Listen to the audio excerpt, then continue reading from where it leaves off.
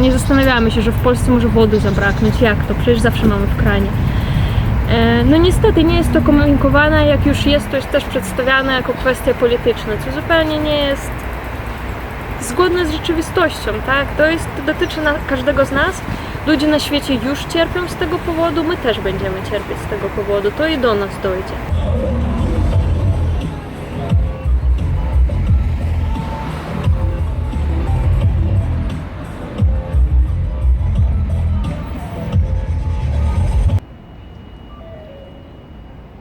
W miasteczku młodzieżowego strajku klimatycznego w centrum Warszawy rozmawiałem z Janką, Marceliną i Brunem.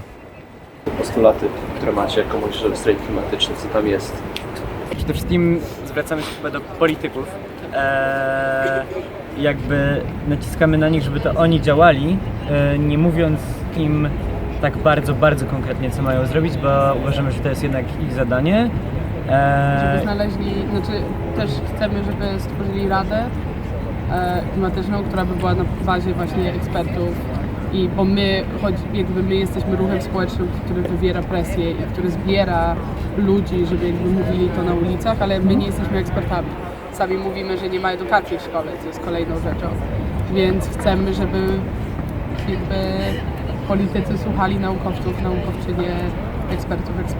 No właśnie, bo media, z tego co zauważyłem, czasem pytają się Was o jakieś konkretne, czy też techniczne, zawiłe rzeczy. Zastanawiam się, czy to jest rola, którą Wy chcecie piastować jako swoistego rodzaju ekspertów klimatycznych. Ja powiem, że to jest chyba jedna z najtrudniejszych rzeczy, którą musimy robić jako ruch, bo z jednej strony my powinniśmy być merytoryczni, to znaczy nie możemy przyjść na strajk albo wypowiadać się w mediach, no właśnie w sumie nie wiem, co my robimy, po prostu jest źle. No nie może tak być.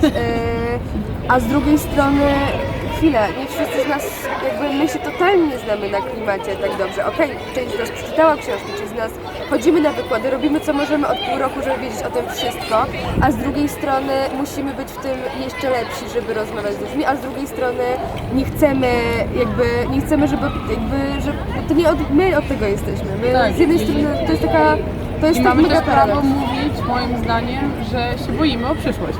W sensie moim zdaniem to też jest wystarczające. W sensie oczywiście to, że mówimy pewne merytoryczne rzeczy jest bardzo potrzebne i to, że na naszym strajku, początek strajku się zaczynał 7 krótkimi przemówieniami, które były bardzo merytoryczne i mówiły o problemach związanych z katastrofą klimatyczną, czyli susze, brak jedzenia, rolnictwo, no różne uchodźcy, choroby, więc to były bardzo merytoryczne rzeczy, ale moim zdaniem też naszą rolą jako młodzieżowy ruch jest to, że boimy się o własną przyszłość i tu właśnie jest ten balans pomiędzy tymi jakby 2 rzeczami. Piszecie w swoich postulatach też sporo o sprawiedliwej transformacji. Co tutaj możecie powiedzieć? Co macie na myśli? Więc sprawiedliwa transformacja energetyczna.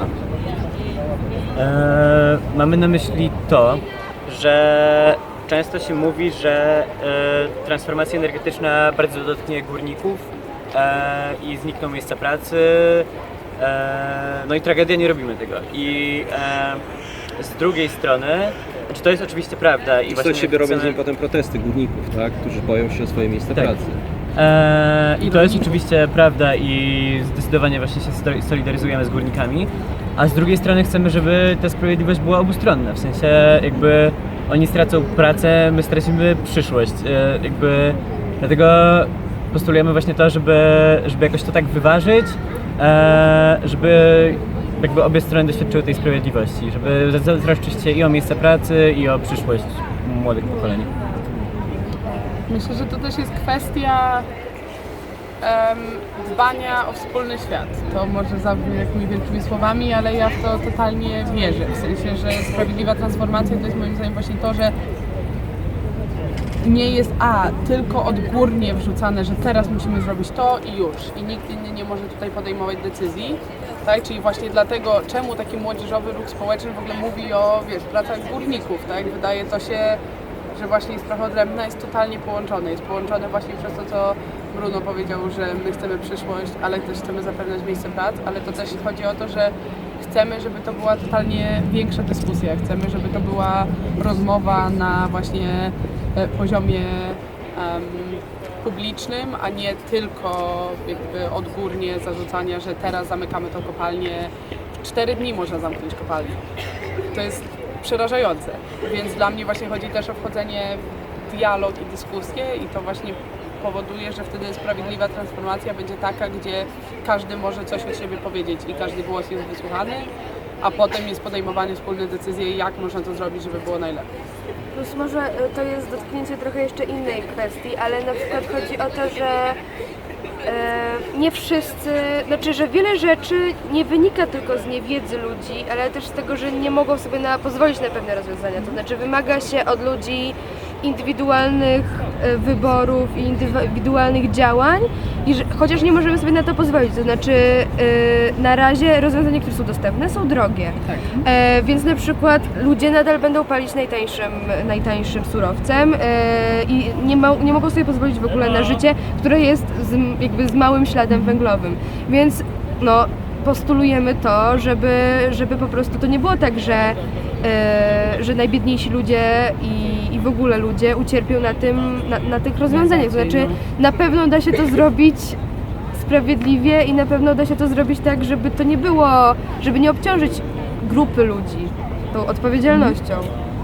Dla mnie też gigantycznym wyzwaniem w przypadku właśnie nowych ruchów klimatycznych jest w ogóle opowiedzieć o przyszłości i opowiedzieć o ekologicznym stylu życia i sposobie życia, cokolwiek byśmy przez to rozumieli w innych kategoriach niż tylko na zasadzie będziesz musiał zrezygnować z tego. Zastanawiam się, na ile pesymizm wielu osób, z którymi rozmawiam i z którymi mam wrażenie, że też się spotykacie, pesymizm dotyczący tego, że indywidualne wybory nie wystarczą, tak? To, że zrezygnujesz z samolotów, wakacji i tak dalej. Na ile ten pesymizm może się przełożyć w aktywizm? My też staramy się właśnie nie mówić zbyt katastroficznie, wydaje mi się. W sensie, jeżeli komuś powiesz, że ej stary, przestań jeździć samochodem, bo przez ciebie wszyscy zginiemy za 50 lat, to do kogoś takiego to zupełnie nie trafi, jeżeli nigdy wcześniej nie słyszał o zmianach klimatu.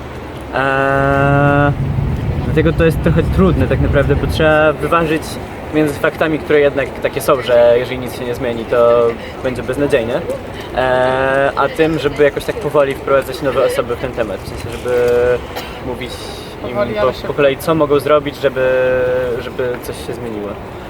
Myślę, że to też trochę polega na tym, żeby pokazywać, że jesteśmy w tym razem i wydaje mi się, że jakby tak, każdy z nas pewnie odczuwa ten pesymizm.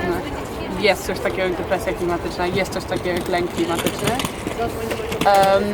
I wydaje mi się, że pokazywać, że aktywizm to jest to rozwiązanie, gdzie no, jakaś osoba w MSK powiedziała coś bardzo ważnego, że jak weszła do MSK, to odkryła jakby za kogo walczy i dla kogo walczy o tą przyszłość, tak? Bo poznała takich niesamowitych ludzi, z którymi chce mieć tą przyszłość. Wydaje mi się, że zachęcanie ludzi do tego, że to nie musi kosztować tak dużo aktywizm, że to może być od najmniejszej rzeczy, że to może być po prostu przyjście i pomalowanie razem plakatów i banerów, powoduje, że poznajesz ludzi, możesz przegadać i nie siedzieć z tym sam, w sensie, albo sama. Ja strasznie bym nie chciała teraz mieć takie wrażenie, że siedzę na fotelu sama, czytam te artykuły, Facebook jest zawalony artykułami, a ja nie mam jakby wyjścia ani rozwiązania, więc myślę, że trochę też rolą ruchu jest właśnie mówić o tych faktach, mówić o tym, że jest źle, no bo czemuś strajkujemy, ale też mówić o tym, czemu warto być w ruchu. I to jest narracja, która może właśnie nie jest typowa dla NGO-sów, no bo to są jednak organizacje zamknięte, a właśnie mówić, czemu warto dołączyć, warto spędzać z nami czas. To dziwnie, ale czemu razem warto działać. Też jakby chyba najlepszym dla mnie takim świadectwem tego jest to miasteczko i w ogóle inne takie inicjatywy, na przykład właśnie Obóz dla Klimatu, na którym byłam, czyli właśnie tworzenie przestrzeni, w której rozmawiamy, uczymy się, robimy rzeczy razem i jesteśmy w tym razem, ale też, a z drugiej strony, na przykład ja miałam też moment zwątpienia, dopóki nie poszłam na wykład i dowiedziałam się, że wszystko jest możliwe i wszystko jest naprawdę dosyć dobrze opracowane i są wyjścia z sytuacji, które nas nie pozbawią, znaczy nie zmienią jakości naszego życia, to znaczy już są technologie, które pozwolą nam na mniejsze zużycie energii, już są technologie, które pozwolą nam na niskoemisyjny transport i tak dalej, tylko no Więc jakby to nie jest tak, że po prostu stoimy teraz przed po prostu jakimś technologicznym, naprawdę, nie wiem jak to nazwać, Czyli zmiana jest- wyzwaniem. Tylko że my naprawdę możemy to zrobić i naszym wyzwaniem jest bardziej rozmowa z ludźmi i przekonanie wszystkich do tego.